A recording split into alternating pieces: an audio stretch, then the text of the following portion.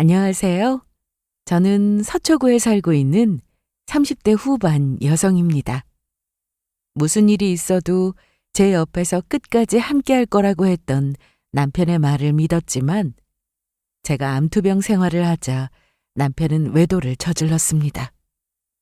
그런데 시모까지 자기 아들이 밖으로 놔두는 건 저 때문이라며 건강하지 못한 것에 대해 구박을 하면서 저는 더 괴롭고 힘든 시간을 보내야만 했습니다. 어휴, 불쌍한 내 새끼. 집안에 여자가 잘 들어와야 한다는 말이 괜히 있는 게 아니라니까.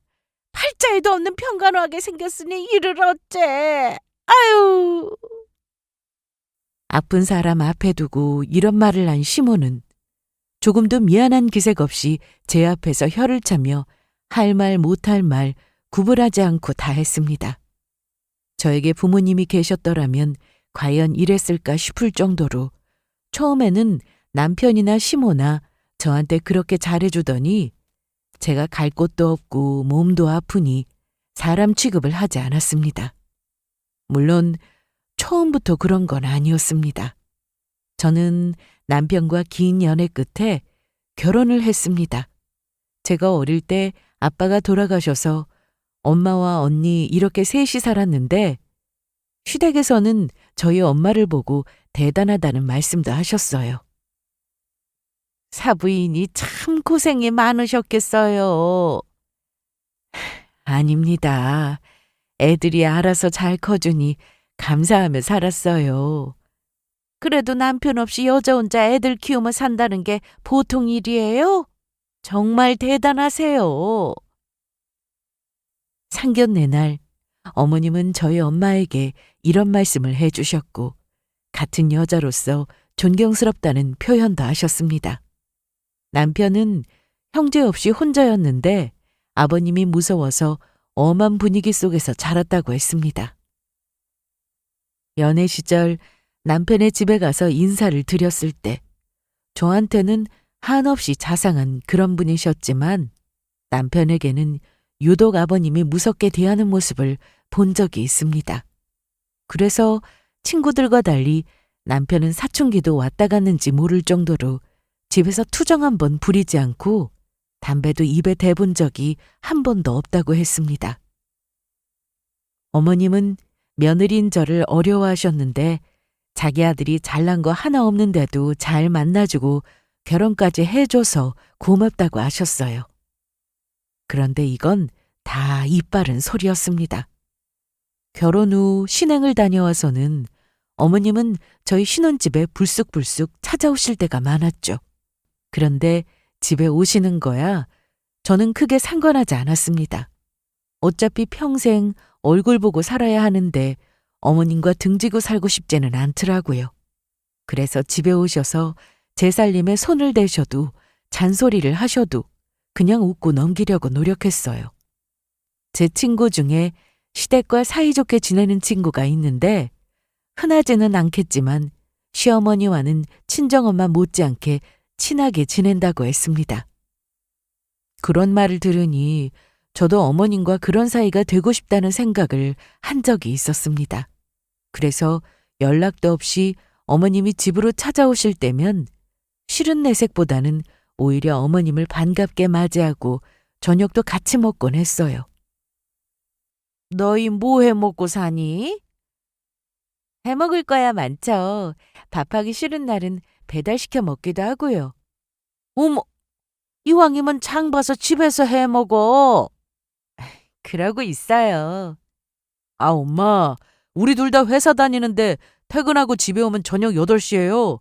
그런데 언제 요리해서 밥을 먹냐고요. 저희가 알아서 해먹을게요. 엄마한테 말하는 것 좀 봐. 며느리 있는 데서. 어머님, 오신 김에 저녁 드시고 가세요. 그럴까? 아버지는요? 네 아버지 맨날 바쁘잖아. 장씨 아저씨랑 바둑 둔다고 나갔는데 저녁 잡숫고 오신대. 그럼 잘 됐네요. 요 앞에 회장국 기가 막힌 곳이 있는데 거기로 가요. 사 먹자고? 다음에는 제가 장 봐서 저녁 맛있게 차려드릴게요. 오늘은 냉장고에 정말 아무것도 없어요. 연락도 안 하고 오셔서 제가 장도 안 봤고요. 얼른 나가요, 어머님. 어머님이 잔소리한다고 거기다 대고 똑같이 화내봤자 저에게 도움될 건 하나도 없었습니다. 그래서 듣기 싫어도 다 걱정되는 마음에서 하시는 말씀이겠지 생각하며 좋게 넘겼어요. 그런데 결혼한 지 얼마 되지 않아 안 좋은 소식이 연이어 생겼습니다. 친정엄마가 돌아가셨어요. 너무 갑자기 일어난 일이라 언니와 저는 큰 슬픔에 빠졌고 정말 힘들었습니다. 이제 엄마한테 효도 좀 하려고 했는데 갑자기 떠난 엄마가 너무 보고 싶었어요. 그리고 몇 달 뒤 아버님도 돌아가셨습니다. 시댁에 가면 아버님은 항상 저를 예뻐해 주셨고 남편에게 대하는 것과는 완전히 다르게 대해 주셨습니다. 안방에서 저만 몰래 들어오라고 해서 가보면 서랍에 숨겨둔 맛있는 사탕을 주시거나 지나가다 샀다며 머리핀을 주시기도 하셨죠. 그런데 그런 아버님이 돌아가셨으니 저는 엄마를 잃은 슬픔이 채 가시지도 않았는데 정말 이때는 저에게 너무나도 힘든 해였습니다. 장례가 마무리되고 나서 어머님은 아무렇지 않은 척 하셨으나 속은 아니라는 걸 저는 다 알고 있었습니다. 저희 엄마도 아빠가 돌아가셨을 때 힘들어 하셨거든요. 그때 제가 어린 나이였지만 엄마의 표정에서 속마음을 다 읽을 수 있었습니다. 그래서 저는 어머님이 혼자 적적해 하실 것 같아서 자주 챙겨드리려고 애썼습니다. 지영아, 어디야? 아직 퇴근 안 한 거야? 나 집에 왔는데 자기 없길래. 나 지금 시댁이야. 우리 집? 응.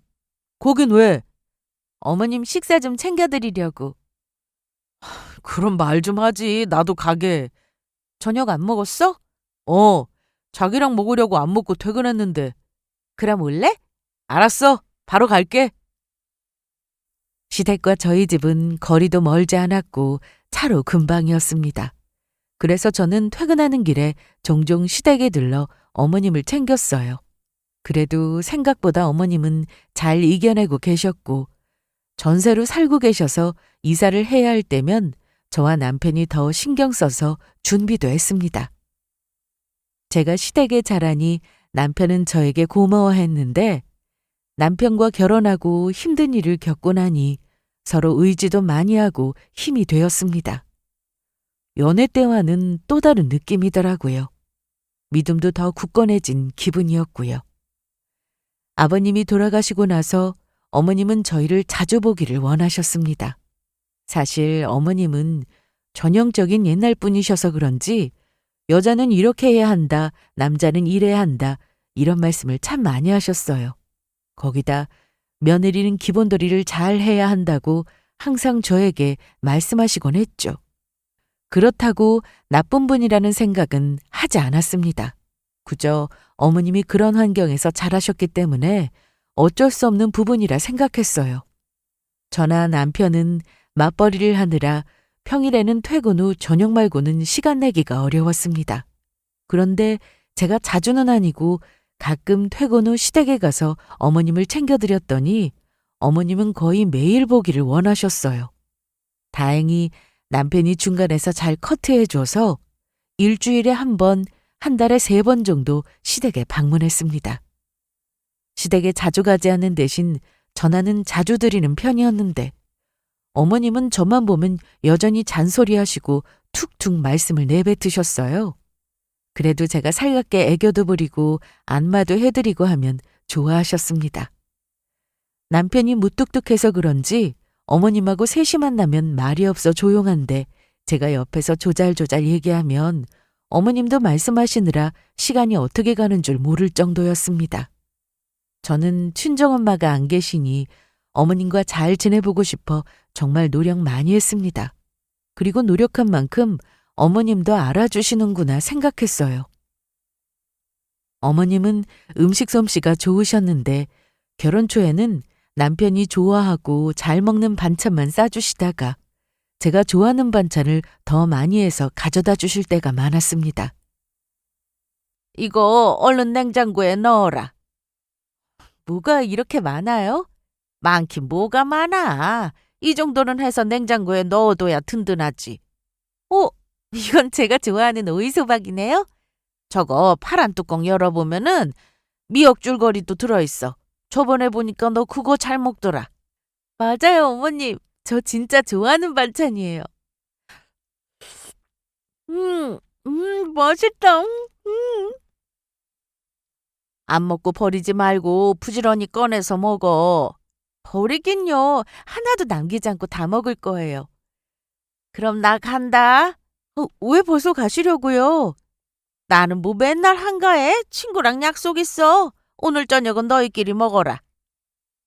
어머님은 말씀은 톡톡 쏘듯 하셔도 마음은 그렇지 않은 분이라 생각하며 살았습니다. 그런데 저도 일하느라 바쁘다 보니 전처럼 시댁을 자주 가지는 못했습니다. 어머님께 안부 전화도 자주 못 드렸고요. 이럴 땐 남편이 좀 저 대신 전화도 드리고 찾아가서 어머님 말동무도 해드리면 좋을 텐데 남편은 전혀 신경 쓰지 않았어요. 왜 나한테 그래? 당신이 하면 되잖아. 나 지난달부터 기획안 작성 때문에 정신없는 거 알잖아. 어머님의 애도 아닌데 제가 이렇게까지 신경 썼던 이유는 어머님이 돌아가신 후 방에서 나오지도 않으시고 창문만 보시길래 검사를 받은 적이 있었습니다. 그때 병원에서는 어머님이 우울증 초기로 보인다고 했고 증상이 더 심해지면 치매가 올 수도 있다고 했습니다. 그래서 우울증을 개선시키면 치매 발생 가능성을 줄일 수 있다기에 제가 바쁜데도 불구하고 시댁에 가서 어머님과 시간을 보냈던 거였어요. 남편도 이걸 잘 알고 있었는데 남도 아니고 자기 엄마면서 도통 신경을 쓰지 않아 좀 얄미웠습니다. 저는 어머님이 좋아하시는 트로트 가수의 콘서트표를 예매해서 보여드리기도 했고 주말에는 쇼핑도 하고 맛집도 돌고 나름 노력하며 살았습니다. 그 때문인지 몰라도 어머님은 전처럼 다시 밝은 모습으로 돌아오셨는데 제가 바빠지면서 어머님은 화를 내실 때가 많았습니다. 원래도 말씀을 톡톡 쏘듯 하시는 분이었는데 화가 나시면 유독 말씀이 더 세게 나왔습니다. 주영아, 너 오늘도 안 오냐? 어머님 죄송해요. 저 오늘 회사에서 중요한 일을 맡아서요. 이번 주는 힘들 것 같아요. 주말에 갈게요, 승호 씨랑. 됐다. 그렇게 바쁜데 뭐하러 와. 이래라. 어머님 말씀이 마음에 걸렸지만 저도 일 때문에 어쩔 수 없었습니다. 그날 이후로 저는 시간을 내서 시댁에 갔는데 어머님은 집에 계시지 않거나 또는 앞으로는 억지로 올 필요 없다며 저를 차갑게 대하셨습니다. 그러던 어느 날 저는 회사 건강검진에서 암이 의심된다는 말을 듣게 되었고 정확한 검사를 받고 나서 난소암을 진단받았습니다. 처음에는 믿을 수 없었습니다. 그런데 병원에서 저한테 이러더라고요. 난소에 혹 있는 거 모르셨어요? 제가 그걸 어떻게 알겠어요? 그래도 혹이라고 하니 떼어내면 되겠지 생각하고 수술을 빨리 받을 수 있는 병원으로 가서 수술을 받았습니다. 이때 제가 병원에 2박 3일간 입원했는데 남편이 제 옆을 지켜줬고 어머님도 낮에 오셔서 저를 걱정해 주셨습니다. 아니 왜 아프고 그래? 얼른 일어나야지.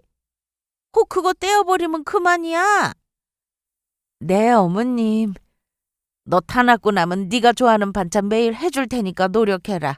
알았냐? 네. 퇴원하는 날 병원에서는 저에게 약 2주 동안은 일하지 말고 회사 절대 가지 말고 안정을 취하라고 하셨습니다. 그래서 회사에는 병가 처리로 2주간 쉬게 되었는데 남편이 많이 도와줬습니다. 여보, 나 화장실 좀. 알았어. 걷는 게 아직은 힘들어 남편을 붙잡고 걸어 다녔는데 옆에서 부축도 해주고 밥도 챙겨주고 설거지도 잘하고 고마웠어요. 그리고 병원에서 조직검사 결과가 나오는 날 남편과 함께 갔는데 떼어낸 종양에서 암이 나왔다고 했습니다. 다행인 건 종양을 잘라서 제거한 게 아니라 한 번에 제거를 했다고 했는데 분명 수술은 잘 되고 떼어낸 걸 보고는 그냥 혹이었다고 할 줄 알았습니다. 하지만 암이라고 하니 믿기질 않았습니다.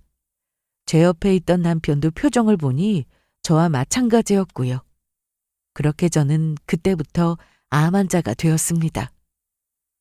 저는 이날 서류를 떼고 큰 병원을 알아본 뒤 전원을 했습니다. 해당 병원에서 MRI와 PET-CT를 찍자고 했는데 종양을 떼어내긴 했지만 전이 가능성도 있기 때문에 꼭 필요하다고 했어요. 또 주변 조직을 떼어내 조직 검사도 해야 한다고 했죠. 제거만 하면 끝일 줄 알았는데 갈 길이 멀어 보였습니다. 남편도 벌써부터 지친 모습이었고요. 그나마 다행인 건 MRI는 찍지 말자고 하셨고 대신 조직 검사 때문에 수술을 한 번 더 해야 한다는 게 좀 걸렸습니다.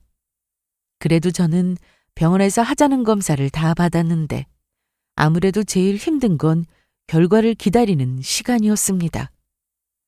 갑자기 제가 암 환자가 되니 어머님이나 남편이나 걱정이 큰 것 같았습니다. 특히 어머님은 전화를 정말 자주 하셨는데 결과 나왔어? 내일 나와요. 아니, 뭐 그렇게 늦게 나와? 별일 없을 거예요. 그래야지. 그럼 내일 전화하마. 네. 이때까지만 해도 어머님은 저에 대해 걱정이 많은 줄로만 알았습니다. 말씀은 툭툭 내뱉으셔도 속마음은 아니라고 생각했기에 그래도 신경 써주시는 줄 알고 감사한 마음이 들었어요. 다음 날 저는 결과를 들으러 병원에 혼자 갔습니다. 남편이 회사를 매번 빠질 수도 없고 해서 덤덤한 마음으로 병원에 갔는데 다행히 전이는 없다고 했습니다. 이제 남은 건 조직 검사를 위한 수술이었어요. 이미 한번 수술을 받아봐서 대충 어떻게 진행되는지 알았고 큰 두려움 없이 입원부터 했습니다. 입원을 하고 바로 수술하는 게 아니라 검사가 정말 많았습니다. 유방 촬영도 해야 했고 위 내시경과 대장 내시경도 해야 했죠. 그리고 수술 후 퇴원을 했습니다. 말로는 간단하지만 조직검사 수술을 받으려고 제가 받은 검사는 정말 많았습니다. 그래도 어떻게든 이겨내기 위해 꾹 참고 시키는 대로 했네요. 그날 이후 실밥 풀고 조직검사 결과를 들으러 다시 병원에 갔는데 정말 다행인 건 깨끗하다고 했습니다. 전이가 없다는 것만 해도 너무 다행이다 싶었어요. 그런데 항암이 남았습니다. 조직검사 결과 깨끗해도 암세포가 남을 수 있다며 하는 게 맞다고 하셨어요. 수술보다 힘든 게 항암이라고 들었기에 겁부터 났고 남편 역시 이 말을 저에게 전해 듣고는 한숨부터 쉬었습니다. 정말? 그걸 꼭 해야 한대? 우리 지영이 고생해서 어쩌냐? 괜찮아. 잘할 수 있어. 역시 너다. 뭐 음식 가려 먹어야 하는 건 없어?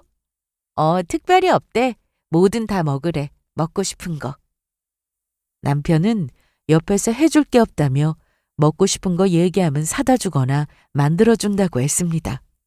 사실 아픈 사람은 저지만 옆에서 아픈 사람을 보는 사람도 힘들다는 걸 제가 잘 알고 있었기 때문에 빨리 항암 치료 끝나고 예전처럼 걱정을 되찾고 싶은 마음뿐이었습니다. 시모도 제 상황을 아시고는 걱정이 크셨는데 앞으로 자기한테 신경 쓰지 않아도 되니까 치료나 잘 받으라고 하셨습니다. 회사에서도 배려를 해주신 덕분에 한동안 쉬기로 결정했습니다. 그리고 드디어 첫 항암이 시작되었습니다. 병원에 가서 체열하고 소변 검사하고 엑스레이 찍고 짧게 진료도 받습니다. 아침 일찍 방문해서인지 사람들이 거의 없었는데 그러다 보니 대기 시간도 거의 없었어요. 암튼 항암이라는 게 하나만 맞고 끝이 아니라 이것저것 맞는 게 많았습니다. 식염수도 있고 구토 방지제도 있고 그래서 시간이 엄청 오래 걸렸어요. 저는 언니와 같이 왔는데 옆에서 내내 기다려야 하는 언니를 보며 미안한 마음이 들었습니다. 그렇게 한참을 맞고 병원에서 식사도 하고 처방해 주신 약을 받아 집으로 왔는데 딱히 불편한 곳은 없었고 목이 좀 말랐습니다.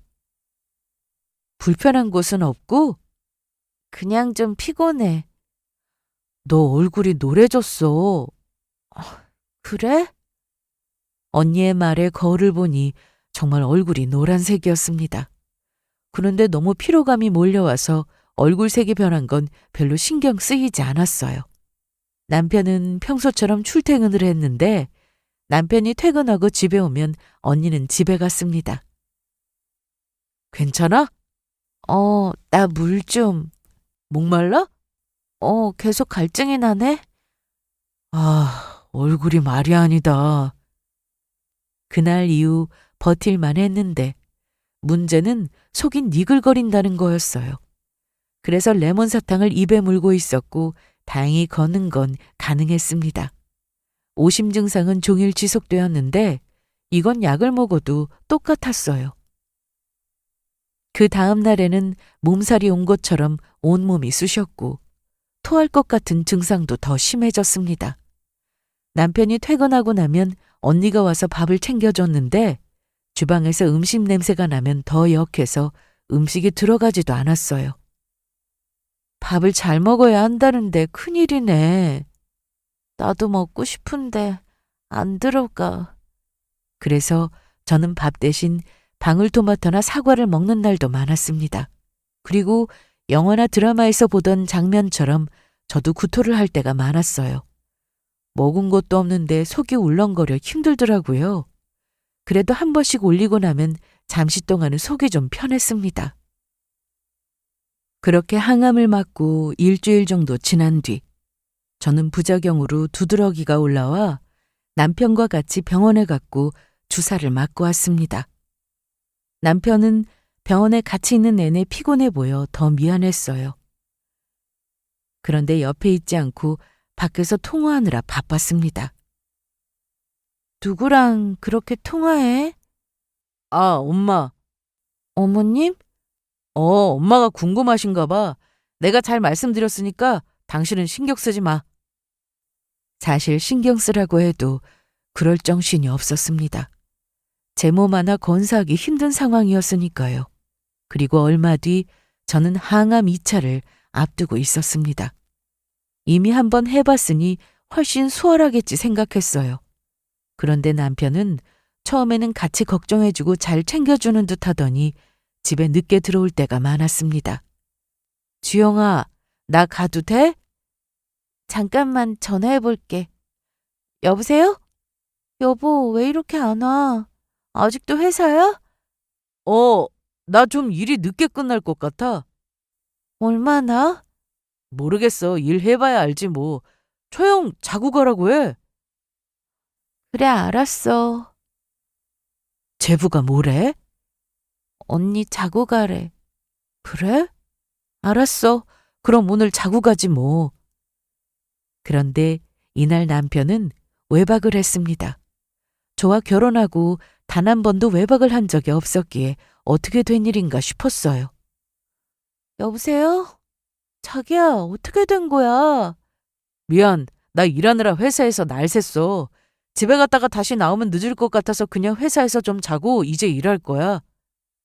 일이 그렇게나 많아? 미안해. 오늘은 일찍 들어갈게. 그런데 남편은 이날 말고도 늦게 들어올 때가 많았고 외박도 잦았습니다. 물어보면 거의 회사 일 때문이라고 했죠. 제가 몸이 이러니 남편이 뭐하고 다니는지 알 수도 없었고 밥도 제대로 못 먹다 보니 남편보다 제 몸 신경 쓰느라 바빴습니다. 그렇게 저는 2차 항암을 또 시작했습니다. 그동안 부작용 증상이 좀 있는 편이었는데 오심이랑 구토약을 먹어도 도움이 되지 않았고 온몸에 두드러기도 생겼었고 또 손끝이나 발에 감각이 없기도 했어요. 거기다 근육통까지 왔고요. 증상이 있을 때마다 언니가 따로 메모를 해줘서 이번에 병원에 갔을 때 한 번에 다 말씀드렸는데 그 덕에 다른 약을 처방해 주셨습니다. 아쉽게도 감각이 없는 건 항암이 끝나야 돌아온다고 하더라고요. 암튼 이날도 무사히 잘 맞고 집에 왔습니다. 이미 머리카락이 빠져서 비닐을 쓰고 다녔는데 어차피 나중에 머리카락은 다시 자라니까 크게 신경 쓰이지 않았지만 저번과 마찬가지로 입맛도 없고 근육통이 심해 힘들었습니다. 그러던 어느 날 언니가 그동안 제 옆에 있느라 할 일을 못해서 집에 가고 없었는데 어머님이 연락도 없이 찾아오셨습니다. 세상에 살 빠진 것 좀 봐. 괜찮아요. 아니 네가 괜찮으면 뭐하냐. 보는 사람이 안 괜찮은데 이 모습을 우리 아들은 매일 본다는 거 아니야? 어머님이 아무리 말투가 톡톡 쏘듯 하셔도 이번에 하신 말씀은 좀 듣기 거북했습니다. 그런데 우리 승호는 왜 아직 집에 안 와? 요즘 일이 많아서 퇴근이 늦더라고요. 정말 회사 일 때문 맞아? 네? 내 보기엔 집에 아픈 사람 있어서 일부러 늦게 들어오는 것 같은데. 원래가 그렇다. 집에 너처럼 아픈 환자가 있으면 남자는 밖으로 나돌게 되어 있다고.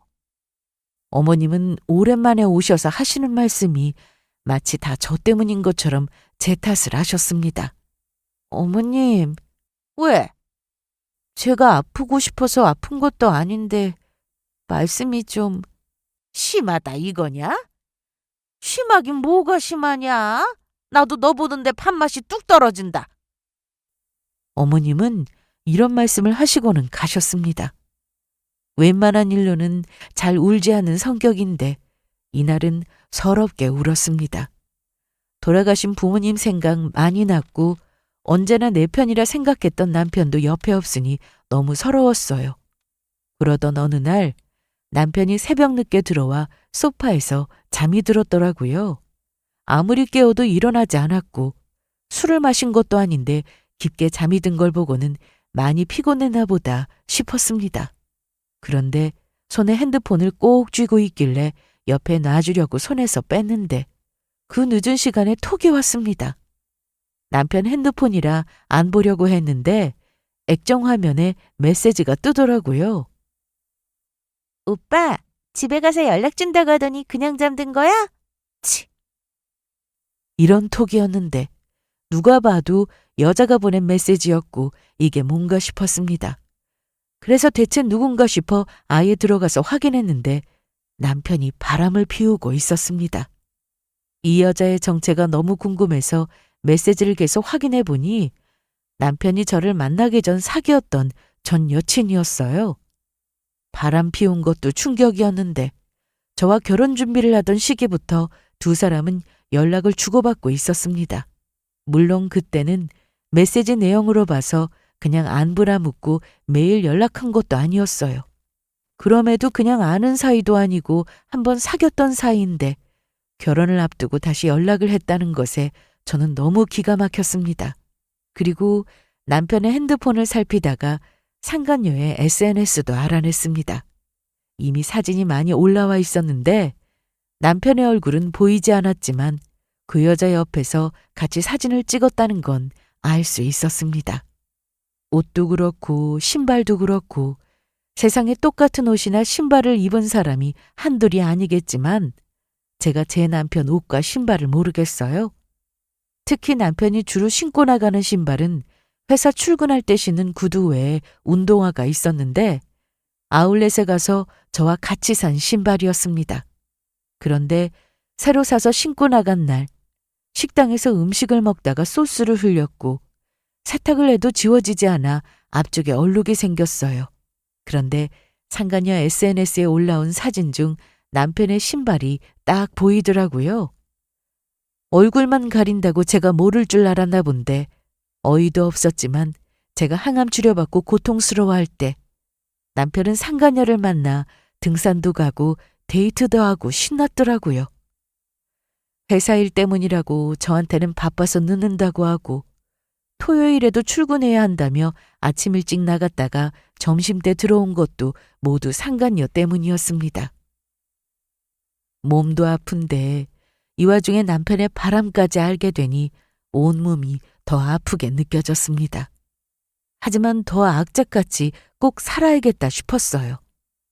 저는 쪽팔렸지만 언니에게 이 사실을 다 털어놨습니다. 그리고 도와달라고 했어요. 이 자식이 진짜? 언니 부탁이야. 내색하지 말아줘. 너 그럼 어떻게 하려고? 바람 피우고 있는 거 알게 되는데 그냥 두려고? 어차피 이렇게 된 거 같이 못 살아. 그거야 당연하지. 내가 몸이 이러니까 언니가 도와줄래? 그래서 저는 남편이 회사를 마치면 어디를 가는지 누구와 만나 뭘 하는지 알아내기 위해 언니에게 부탁했습니다. 그리고 저는 일정대로 병원을 다녔습니다. 신경 쓰는 일이 하나 더 늘어서인지 저는 체중이 급격히 빠졌는데 그래도 3차까지 무사히 항암을 받고 CT를 찍게 됐습니다. 정말요? 네, 아주 깨끗해요. 이제 음식 가리는 거 없이 마음껏 드셔도 됩니다. 운동도 하셔도 되고요. 3개월 뒤에 초음파랑 피검사 받으러 오세요. 얼마나 유지해야 완치라고 보나요? 보통 5년 정도 지나면 완치로 보기는 하는데 재발하는 경우도 많아서 관리가 중요해요. 네, 감사합니다. 꿈만 같았습니다. 일기였기 때문에 항암도 짧게 했고 결과가 좋은 편이었는데 생각보다 빨리 치료가 끝난 것 같아 너무 다행이라고 생각했어요. 그래서 저는 무리하지 않는 선에서 다시 출근도 했고 그간 언니가 모아준 남편의 외도 증거물을 정리했습니다.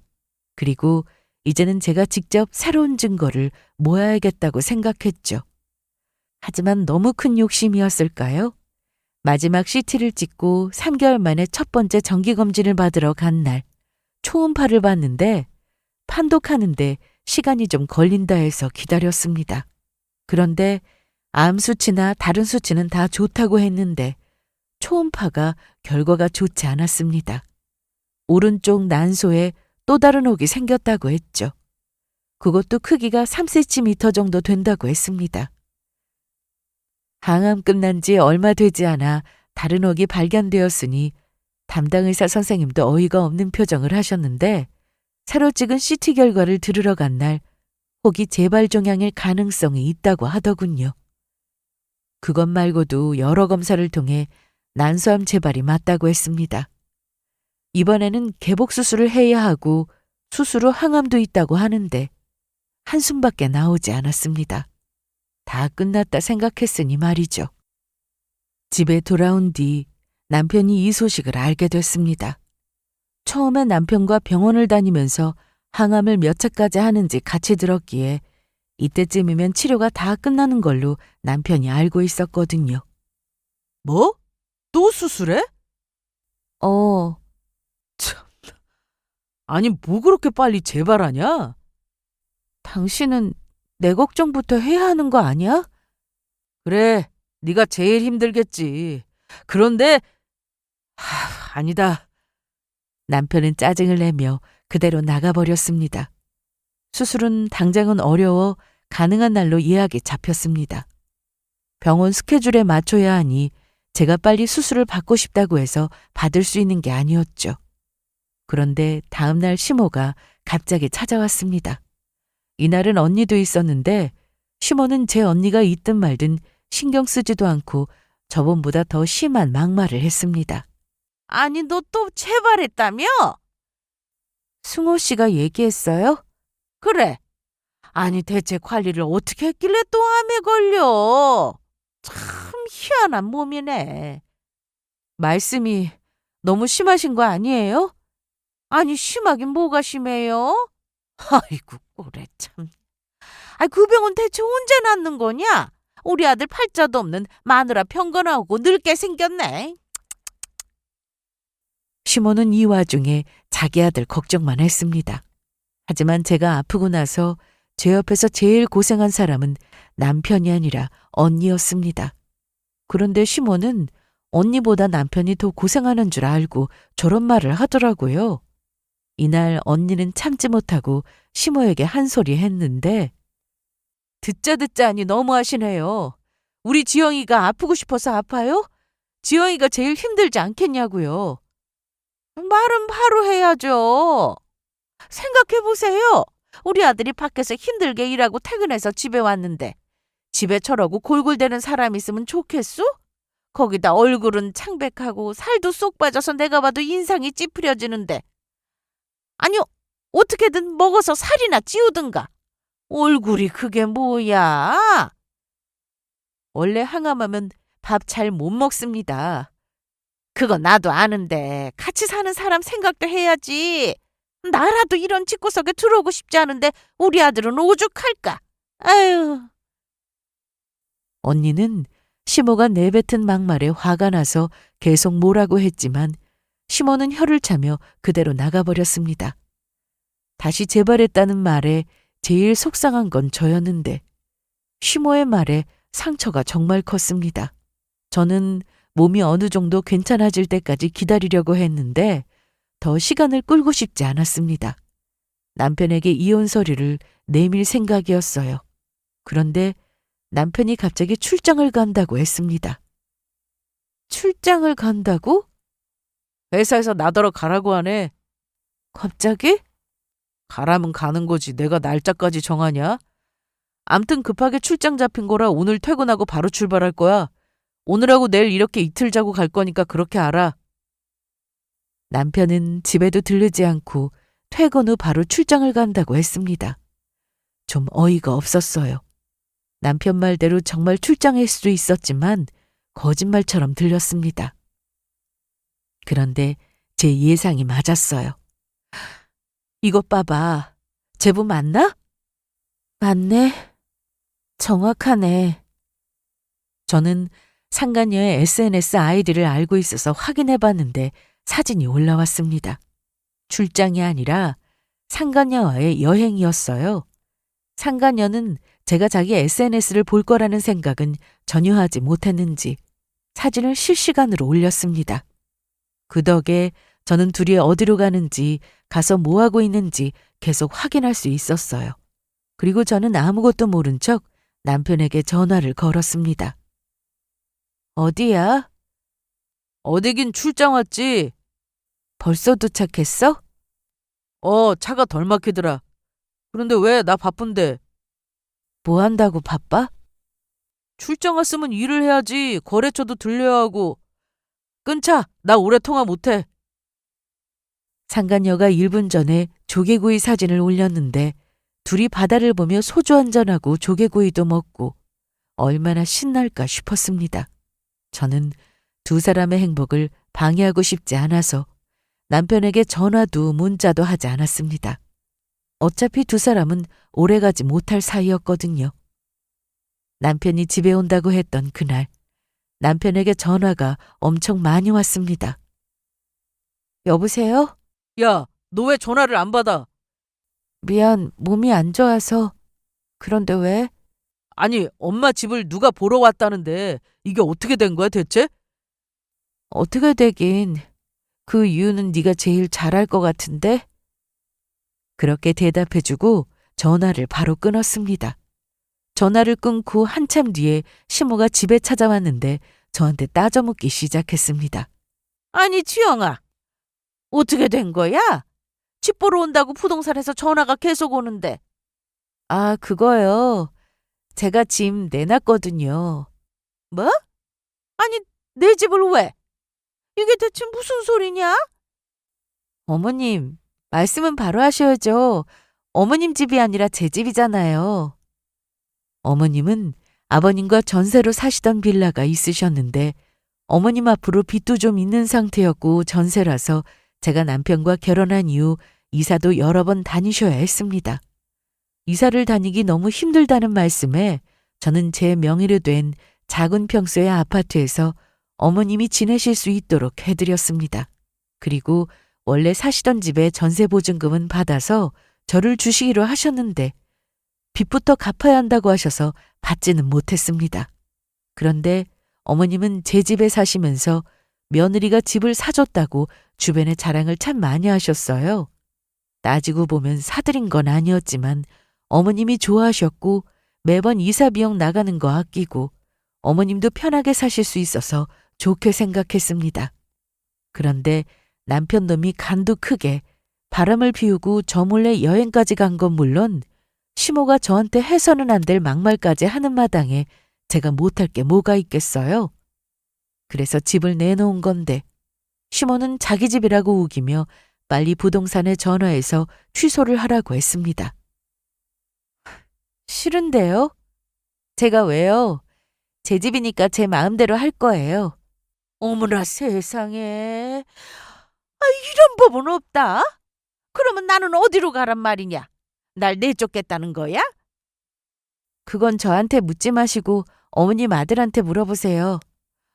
마침 오네요, 어머님 아들. 그때 헉헉거리며 남편이 들어왔습니다. 아니, 지영아, 이게 뭔 소리야?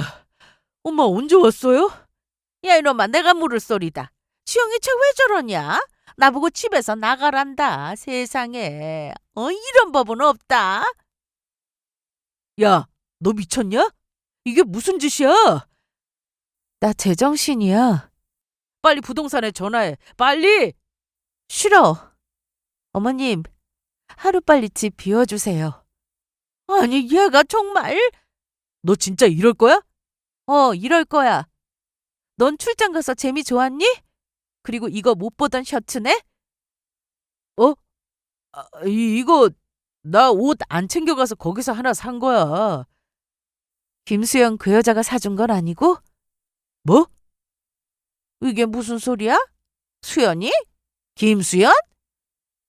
어머님도 아시는구나. 빨리 말 안 해? 너 혹시 걔랑 연락하냐?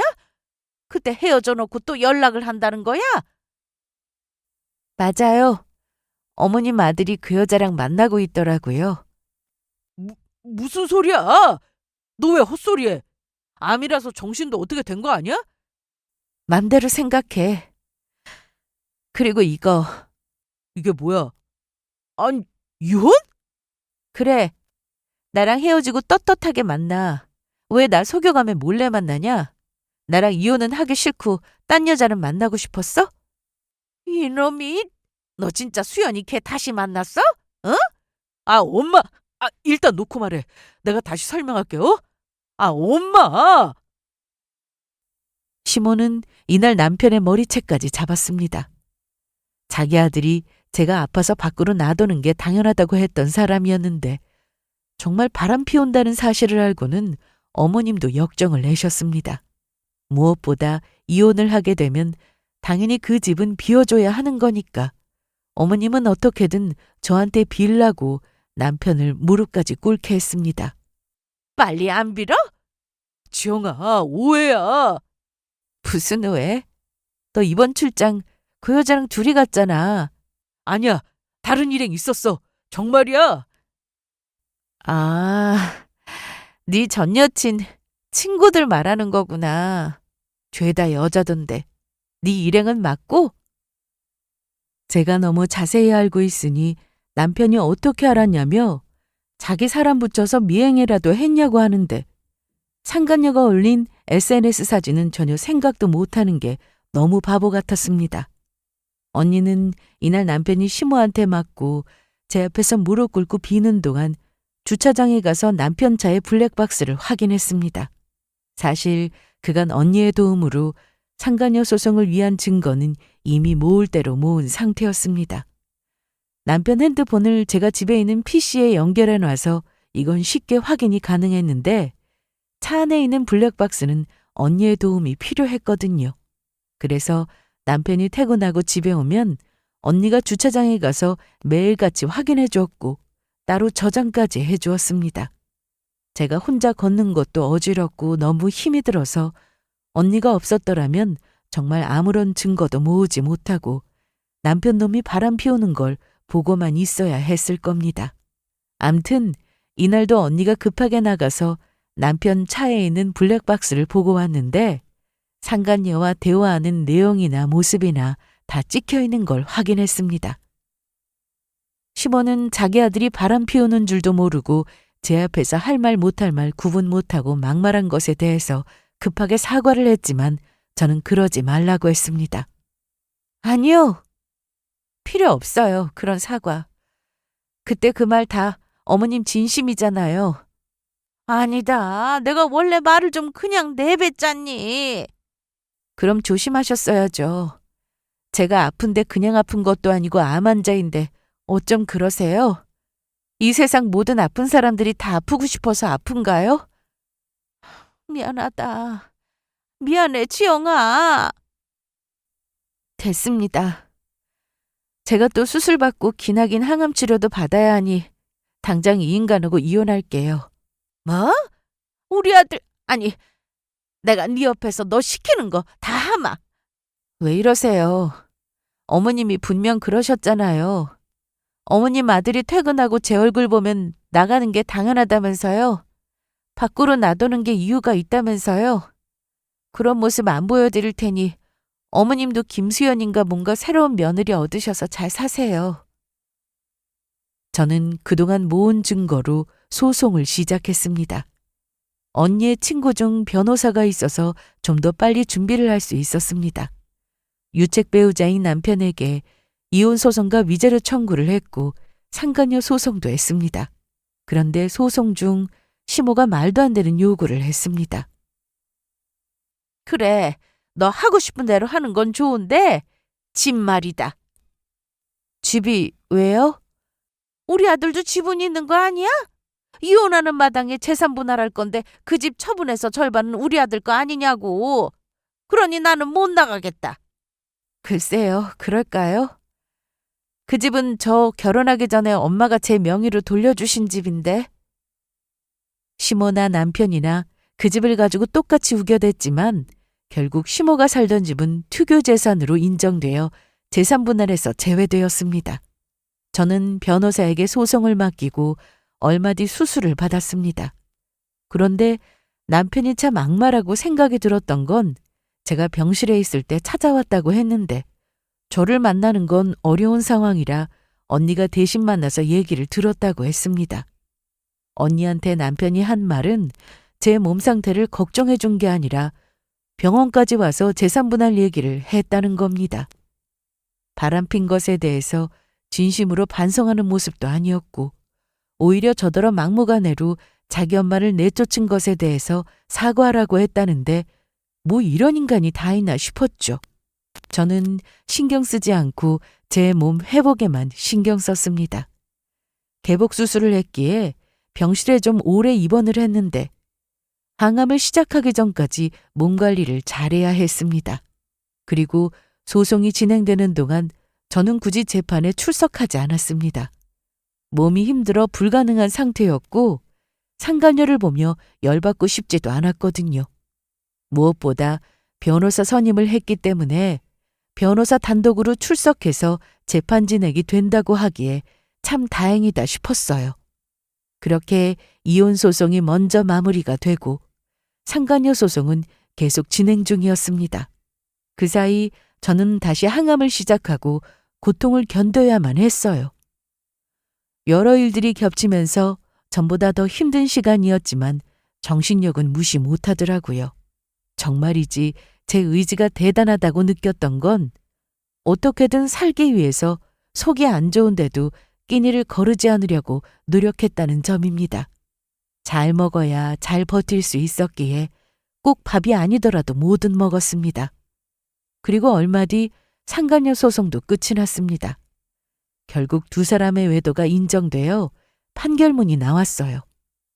안 좋은 일은 어깨동무를 하고 온다고 하더니 제가 딱 그랬는데 그래도 잘 될 거라는 마음으로 하나씩 해결해 나가니 이것도 끝이 보였습니다. 저는 마지막 항암을 앞두고 있었는데 어느 날 전 남편이 찾아왔습니다. 그런데 찾아온 이유가 참 기가 막혔어요. 지영아, 요즘 몸은 어때? 좋아 보인다. 할 말 있어서 온 거 아니야? 엄마가 치매 초기 진단을 받았어. 그런데? 야, 너 어떻게 그래? 우리 엄마 우울증이라고 했을 때 어떻게든 치매 오지 않게 막아야 한다고 애쓰던 게 너 아니었어? 그랬지. 그런데 지금 내가 다른 사람 신경 쓸 상황이 아니라서. 그리고 이제 아무 상관도 없는 너네 엄마 건강을 내가 왜 관심 가져야 해? 너 어떻게 그러냐? 그건 내가 할 말이지. 내가 아파 죽을 것 같을 때 니네 엄마가 나보고 그러더라. 내 몸은 왜 그러냐고. 왜 또 병에 걸렸냐고. 그러니까 말 함부로 하면 안 되는 거야. 너도 너무 건강 자신하지 마. 사람 일 모르거든. 이씨, 너 악담하냐? 아니, 진심으로 걱정이 돼서 한 말이야. 그리고 나 병원 다니느라 바쁘니까 앞으로 찾아오지 마. 모르는 번호로 전화해서 내 목소리만 듣고 전화 끊는 찌질한 짓도 하지 말고! 전 남편은 그렇게 제 앞에서 자기가 한 짓까지 들켜가며 얼굴이 붉어진 채 망신을 당하고 돌아갔는데 그날 이후 저는 마지막 항암에 신경 썼습니다. 그렇게 지긋지긋한 항암이 끝난 뒤 저는 첫 추적관찰 CT를 찍었는데 아주 깨끗해요. 정말요? 네, 복수도 없고 종양 표지자도 다 정상 범위 안에 들어왔으니 3개월 뒤에 보죠. 정말이지 너무 감사한 날이었습니다. 전에도 이러다 혹이 또 생기는 바람에 하늘이 무너지는 심정이었는데 이번엔 혹도 없었고 아주 깨끗하다고 했어요. 그리고 현재 저는 병원에서 진행한 추적 관찰을 모두 통과했습니다. 물론 아직 완치로 보기엔 무리가 있고 한참 지켜봐야 하지만 이것만으로도 너무 행복했어요. 참, 예전에 가끔 연락 주고받던 시고모님으로부터 전 시모에 대한 소식을 들을 수 있었는데 치매 때문에 남편이 고생을 하고 있다고 했습니다.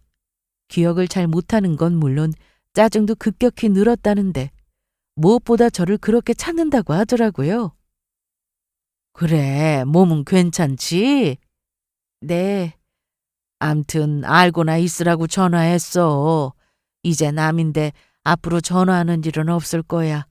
아무쪼록 건강 잘 회복하고 잘 살아. 시고모님과는 사이가 나쁘지 않았던지라 갑자기 연락 온 것에 대해서 불쾌하진 않았는데 이 통화를 마지막으로 번호를 지웠습니다. 전 남편과 완전히 끝났으니 이게 맞다 싶었어요. 전 시모나 전 남편이나 어떻게 살든 이제 관심도 없고 저는 제 인생에만 집중하며 살고 있습니다. 그 고생을 하고 다시 건강해진 저를 보니 남은 인생을 절대로 낭비하며 살면 안 되겠다는 생각이 들었습니다. 그래서 요즘 저는 언니와 매일같이 운동을 합니다. 같이 살고 있어서 몸에 좋은 음식도 같이 만들어 먹고 아주 잘 지내고 있어요. 고생 끝에 낙이 온다더니 앞으로도 제 인생이 이렇게 꽃길이었으면 좋겠습니다. 그럼 제 사연은 여기서 이만 마칠게요. 긴 얘기였지만 잘 들어주셔서 감사합니다.